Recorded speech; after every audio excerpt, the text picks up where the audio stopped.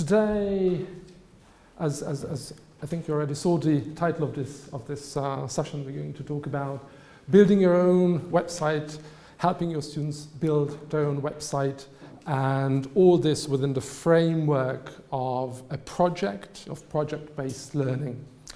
But first of all, let me tell you just a couple of words about myself. My name is Kristóf Hegedűs, and I started teaching English back at the end of the 80s, 89, International House, and then after International House I moved on into state education in Budapest, Városmary Gymnasium. I taught there for 17 years, and then after a brief period with International Business School, now I work with the Euro Exam Center, and I work on devising exams and developing their e-learning services. So, first of all, I would like to take you through our workshop content. We're going to answer these questions, all the WH questions. We're going to try to answer why is it a good idea to do project-based learning in your classroom, who this is for, what sort of students this is for, how you can do it, what exactly the content should be, and in what settings where this is possible. First of all, I would like you to meet my son, Gergő, who's a lovely 13-year-old, who goes to a very typical average Hungarian primary school. He's in year 6. And here is a little conversation between the two of us. I ask, what are you doing? Gergő, leave me alone. Doing this for the English teacher. Right, and what is it? Can't you see? I've got to do this to practice the present perfect for unfinished past. And of course, this whole conversation was in Hungarian originally. I did a quick translation into English. But it's even nicer in Hungarian if you happen to speak Hungarian, especially his last sentence. Hát nem látod, ezt a nyomorult gyakorlatot kell megcsinálnom, a present perfect-tel az unfinished past-ot gyakoroljuk. What is unfinished past and what is the present perfect and why exactly are you doing it? Well, I'm doing it for the English teacher. So that sort of got me thinking. Okay? If it's for the English teacher, are we really learning anything? And of course, for Gergő and for a lot of our students, even sometimes for ourselves, it's very difficult to see the purpose, the whole purpose of covering material in any given subject, English or any of the content subject. Because what we do at school and what we have to do is compartmentalize. And we have to do it because without breaking all this knowledge up into smaller chunks, it's impossible to deal with it. But I think it's just as important as cutting it up into digestible chunks to help the kids see the connections between those chunks that we have artificially created for them. So rather than give this image of this is one of your school subjects, why don't we try to connect these school subjects together and integrate them as much as possible? Why is it good to integrate these subjects? Because I believe that bringing other content into your English lessons, things from history, things from biology, things from sciences, physics, literature, etc., will enrich the language lesson itself and will give your students extra motivation because you will be allowing them to do things that they're interested in, to focus on subjects and areas within those subjects. Say, I'm very much into history. I think Napoleon was a great person, so why don't I do a project on that? And just, without noticing, use English and practice English if we are speaking of an English language classroom. But of course this could be any other language, not just English. So how does this motivate us? They read, analyze content, they create content and communicate in English as they do these projects. Now, even if we don't do project-based learning at all, in the language classroom we do a lot of things to try and help our students communicate, to try and create an almost like a native environment as much as possible. And how we do this, how we do create this environment, we give all these task types, information gap, jigsaw reading, role plays, etc. All of these tools are there for us to try to do as if we were communicating for real, genuine purposes. Again, it's something we have to do, and these things work and create a reason to communicate between the kids, but they're still doing an exercise in the classroom. And they know that what I'm going to do now in this role play, I'm going to do an exercise in this classroom because there is this teacher and he has this funny idea that I need to develop my language skills. So I do it. But what if we go a step further and keeping these because they're very useful, but complementing these with a project where the student will be working on Napoleon because he or she loves Napoleon, and in the process use English, in the process read English, talk to their classmates in English, and digest and produce language in English. So how do we go about a project? How do we plan one of these projects? What are the most important elements? I think first of all you need to have a very clear idea of what the content is going to be. If it's a history project, what person or period exactly you want the kids to deal with, or what are the fields that they want to deal with and you approve as their teacher. What type of project it is, what's the length of this project, how much direct teaching this is going to involve, what necessary content elements there are that you think they need to be given before they start with the project, and what sort of skills you need to consciously help them improve and practice before they go on their own in their groups and start working. Another important question is going to be how you assess this work. This is a question you're going to be asking yourself if you decide to do a project. Am I going to assess their work or not? They just do the project, but this is not going to be part of the assessment in, say, English. You might want to decide to do this, but you might actually want to say, hey, but aren't kids interested in their marks? Isn't that another possible motivation for them to do a project and have eventually a product which earns a good mark? So I would actually encourage whoever decides to do projects with kids to include it in their assessment, but then you have to think about how you're going to do it. We're going to come to that in a moment.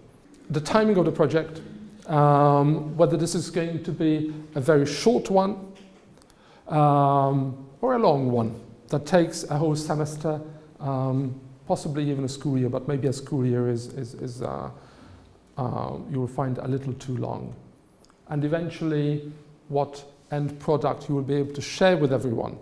And as I will show you, a website might be one type of end product that that the children can share with others in the school. A question that I have many times asked students in different settings is, what's your favorite subject? I'm sure you have asked this question, your students. And I've always had very interesting answers. For example, when I asked this question during the érettségi period, and they knew that I was one of the English teachers, and they knew that I was examining people in English, they immediately thought, okay, so what's the right answer? The right answer is English. My favorite subject is English. So in many situations where they believed the correct answer was English, I received the answer English. But it's not always true. People tend to believe in such situations as an exam that there is a right answer that they can give to the examiner. But of course there are other subjects. And it will turn out that the students have other favorites apart from English, even if they are in the English lesson. And they think that English should be their favorite subject. So, what sort of projects can you do in these various subjects? Short ones, longer ones. I would contend that a shorter option is what I call a lexicon type project. I call it lexicon type, or I could call it sort of Wikipedia type, because Wikipedia is good. And I think one thing that you should teach, one very important thing you should teach your students is how to use Wikipedia and how to be critical of what they find on the internet. Wikipedia, one very good example, is where they concentrate on Napoleon, where they concentrate on the, 1956 revolution, or a period or a person. And they're going to produce a wiki, they're going to produce maybe a video, and maybe not much beyond that. That will take a few lessons or parts of a few lessons to produce. Or you can go into a more complex project where they have to think about maybe a social issue and investigate a social issue, do a lot more reading.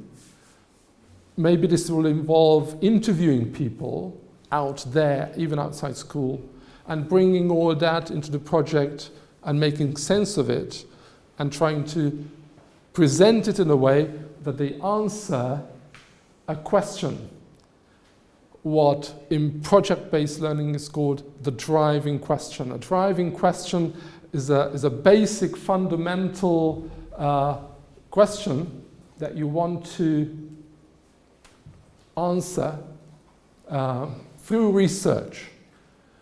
And there are a few important things to remember about these driving questions if you're doing a project. One is, it needs to be open. Is it open-ended? It needs to be open-ended, because if it's very, very narrow, then there will be not much to investigate. So if it can be answered with a simple yes or no, then the project will end very, very soon. So it needs to be open and involve critical and complex thinking. Another important thing is it needs to be challenging. It needs to challenge the kids to learn something that they don't know and be confronted with issues which have no clear solutions. Maybe issues that will never have a final solution, but nevertheless we want to work towards that final solution. Is this question realistic? Could we meet or be involved in this situation at school, at work, in the community with friends and family? Is it complex? As I said, it needs to be a not very easily, a question that is not very easy to answer.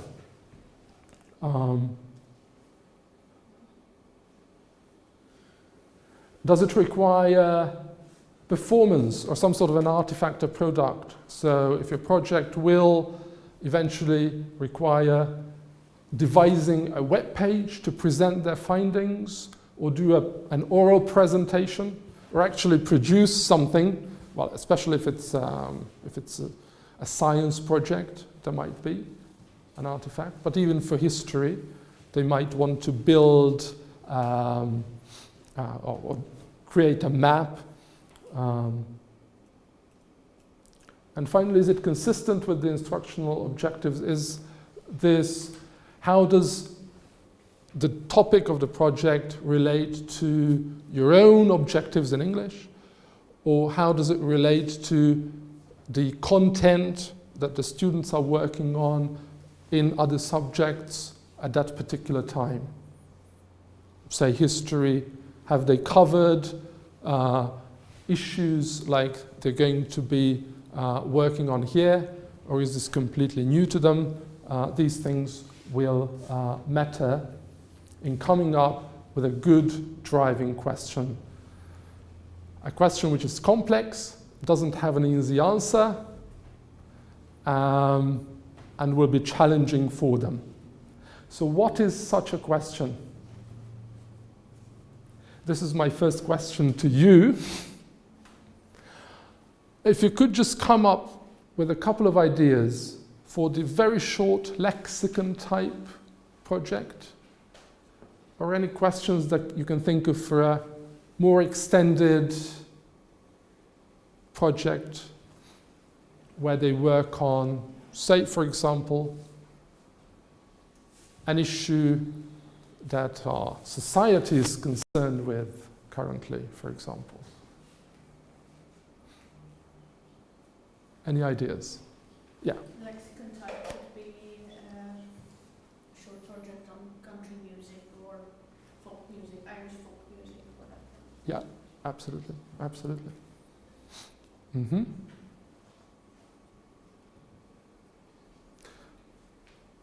Any other ideas? Either short or long.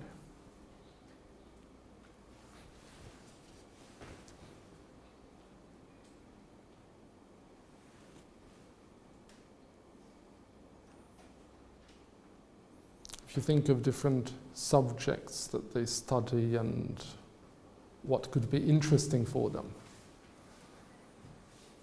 Now, are we talking about the lexicon type? I mean, or both? Yeah, both of them. Mm-hmm. I don't know. When I'm doing something like this, I don't actually come up with topics. I usually let them choose. Okay. I can just direct them. Maybe if it's history, then they can choose a period or a person or whatever. Or if it's geography, they can choose a country or a favorite holiday destination. Okay, so these are, I guess, the first type, right? Yeah. Yeah. As for the second one, inquiry-centered, I'm not sure. Maybe complex topics like, I don't know, teenage problems, maybe, could be. Yeah. And then several aspects of the topic. Yes. But then probably they need help, because I'm not sure that they can discover all the different aspects of the topic. So probably it needs a lot of preparatory work before the whole thing is done. Absolutely.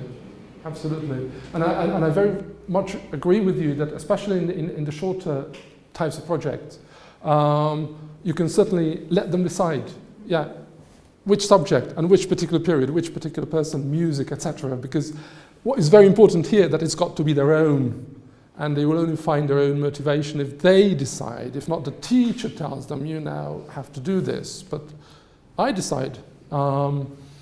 So I'll be more motivated. But for the second type, I would say that it's very complex and it would be very difficult for them to get lost if they have to think of one of these questions. And I have a few examples here, which were taken from this particular website. So for example, is cloning safe? We've got a topic and we know that the question we are going to try to answer whether it's safe or not. I don't know if there is anybody in the world who knows whether it's actually really safe or not. And this is the beautiful thing about these questions, that we don't have a clear answer. And just understanding for kids, and I would say that this sort of questions I would start using with secondary school kids. Understanding the fact that, yes, there are things that we will probably never find an answer to. And understanding that, okay, so we will never find an answer to this question, so leave them alone. Don't worry about them. No, understanding that we still have to try and find those answers, even if we know that it will be very hard or possibly we will not get there. But still. So these types of questions will require them to do a lot more research. This will take at least, I would say, doing a project like this, a full semester for them to, and of course they will need a lot of help from the teacher, absolutely. So what teacher support do we give? Well, here, this is very, very small, and you probably can't read, even I can't read. Just a darn minute, yesterday he said x equals 2, and now it equals 3. So, okay, this is just a supposed to be funny cartoon, where the teacher is giving direct instruction. Yesterday the teacher said x was 2, they were doing equations, now x is 3. The poor kid is confused. But anyway, he's receiving direct teaching. The teacher is telling the poor kid what he needs to understand. But there is another way. I don't know again how clear this is. Can you see this picture? Yeah, okay. All right, so there's this minivan supporting the scaffolding on the building. Anyway, this other type I would call scaffolding, where you don't actually give answers. And your role is much more of the facilitator than the teacher. So as the kids work in groups and they ask you a question, you will possibly ask back with a question. Not give a direct answer, but you know, how do I find out about this? You could say, well, go to this book. I know this is a really good book. Go to this book. Or go to this website. I know it's a really good website. Rather than say, go to this website, you could say, have you tried searching for appropriate websites? What were your key words when you were searching? That sort of thing. And then gradually, step by step, they might get there without you actually telling them what to do. So I think this sort of practice is very, very good and very difficult to perform. I have found in my own experience as a teacher, I always try to, here is the answer, I know the answer, I'll tell you the answer, and now you will be clever because I can tell you the answer. But no, because it's actually in many situations kind of counterproductive. A readily given answer will be readily forgotten. An answer that you get by hard and after a long time will actually stick. But we know the psychology of this. And also that independence, working together, group work will have immense educational power. How they manage to share the work between themselves, how, as in the first bullet points, they manage to convince kids who tend to be free riders to still take part of the project, and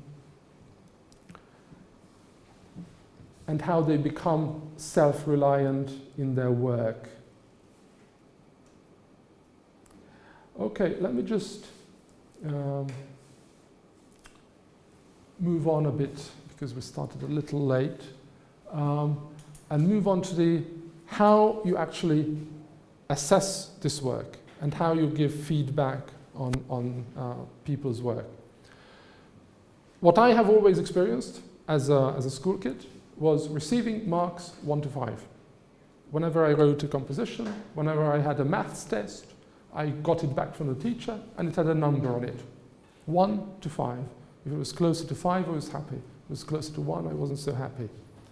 So then people realized that they need to give feedback. So then I got a 5 and it said, well done. So I got feedback. Or I got a 2 and it said, well, it didn't say shut up, but it did say, well, you should try harder. I said, wow, great, thank you, I've got feedback. So what do I do now?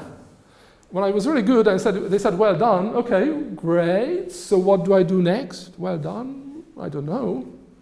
Okay, try harder. Great, yeah, I know, I've got problems. The teacher is telling me I've got a problem, and the teacher is telling me try harder. Right, thank you. I don't know what to do. What exactly does that mean that I need to try harder? So when I say feedback, I mean something else, a little more. And I believe that 2 very important things about evaluation and assessment is that you need to have criteria in your mind on how you're going to assess people, taking into account the aims of your project. And you need to think of assessment that will also help them on their way. Because even when you have a piece of summative assessment, like a final test, it's not final, because the kid is going to live on.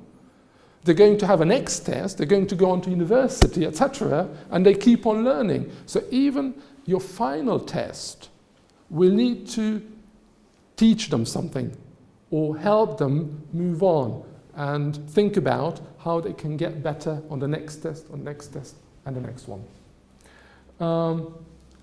I would have had a question to you, but I'm not going to have it. I'm just going to show you this as an idea and as an example. Some of you might be using such thing. If you are, that's really great. If not yet, I would suggest that you try, because you can do this with a simple composition type task. You can do this with a project.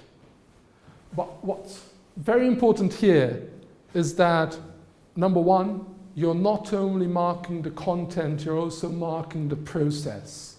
And I think that's so well, maybe not underrated, but unpracticed in the teaching profession, that I'm not really interested in how the kid did it, what process the kid went through and learned through it. I'm just looking at an end product.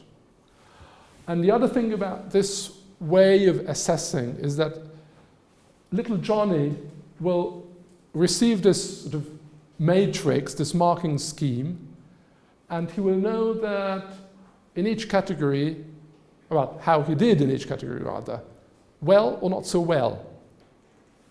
And where he did well, if you really carefully think about what you write in the little boxes, how you describe this good performance, they will actually know why they did well. If you really manage to define well the sort of the weaker boxes, then little Johnny will have an idea about what he didn't get right and why he didn't get it right. So rather than give them a 1 and say, well done, this will be a lot more, well, sophisticated and complex and informative for him how to move on next time. And I've got a website there, which I'm sure you can't see. If you're interested, I would be happy to send this material on to you. A website that actually helps you devise these schemes. Sorry? Can you read the title of the website? Oh, I can read the title of the website, absolutely. It's www.rubystar, R-U-B-Y star, dot, and number 4, teachers, for teachers.org. rubystar.forteachers.org.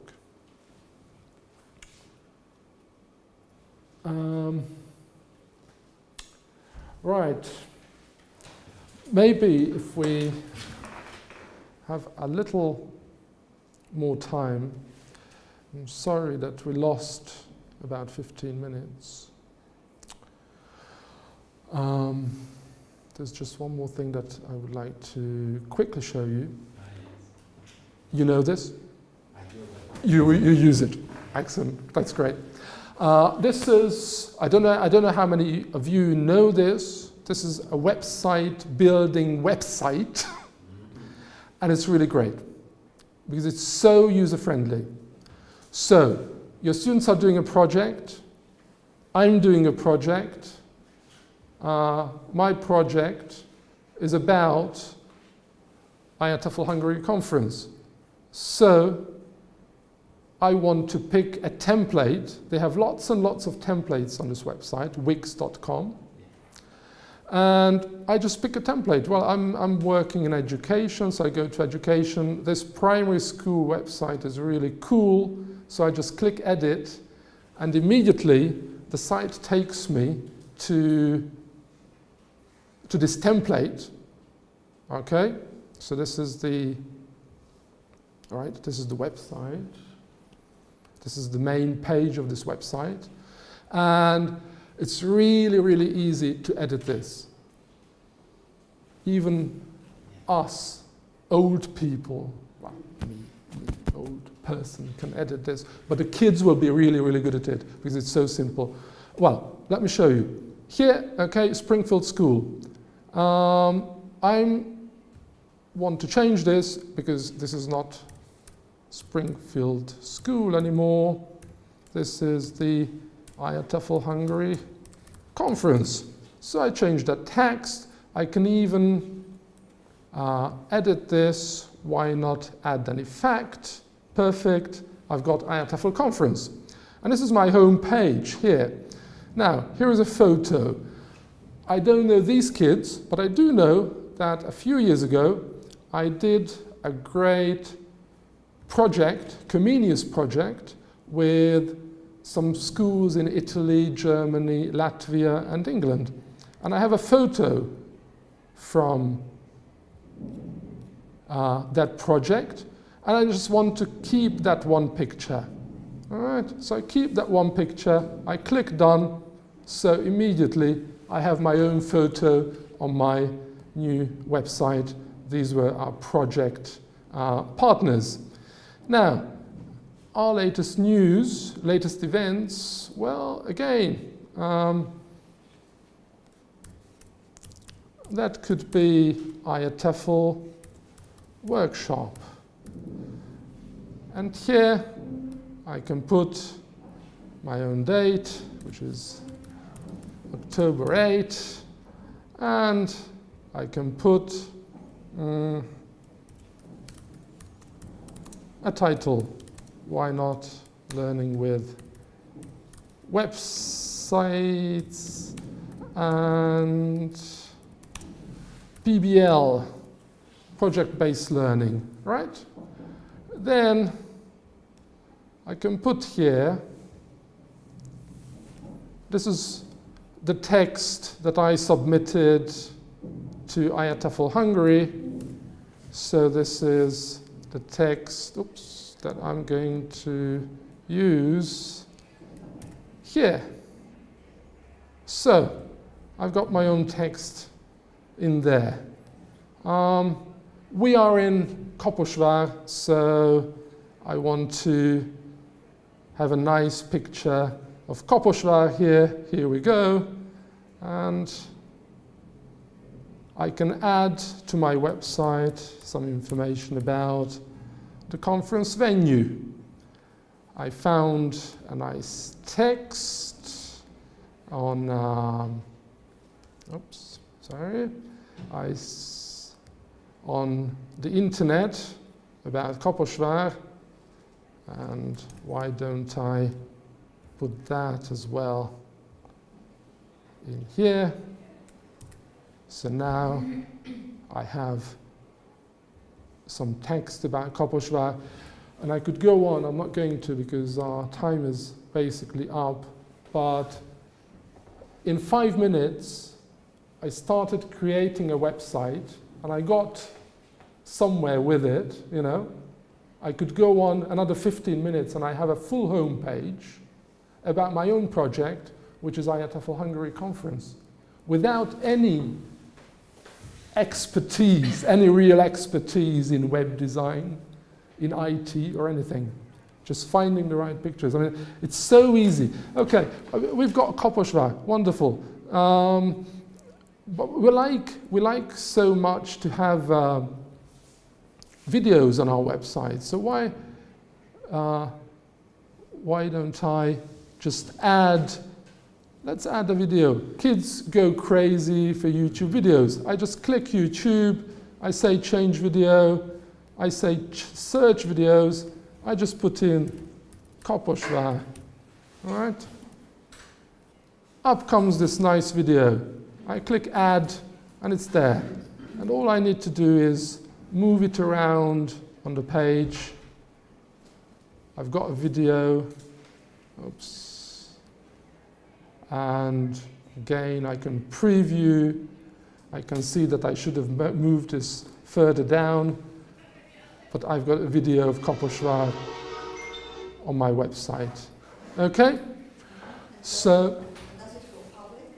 it absolutely, it can go, yeah, I can go, Tell it when it goes public. yeah, you say when it goes public. Yeah.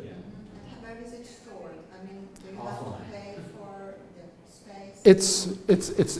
It's stored on Wix servers. This is an absolutely free service. You pay nothing.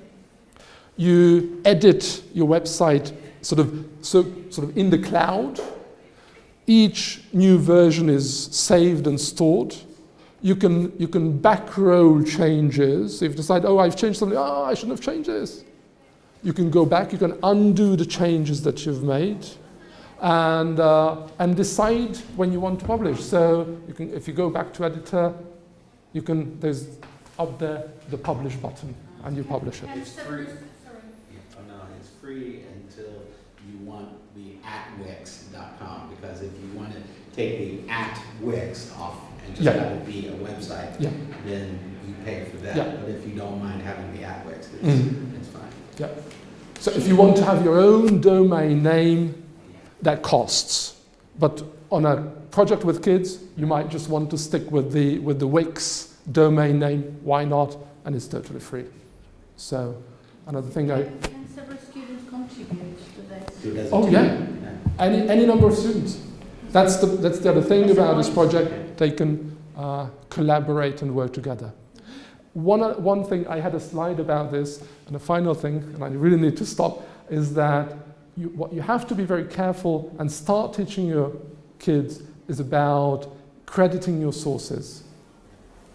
That whenever they use something anything from the internet, text they take from the internet, a video they take from the internet, please remind them, and it's very important that they learn, this is not something I wrote, so I have to give credit and say where it's from. Because it's so easy, even at university level, for students to copy, plug it into their dissertation and say, well, dissertation done. Well, it's not yours, sorry. So thank you. And once again, I'm sorry about the little delay, but I hope it was useful and some ideas to take away. Okay, thanks so much.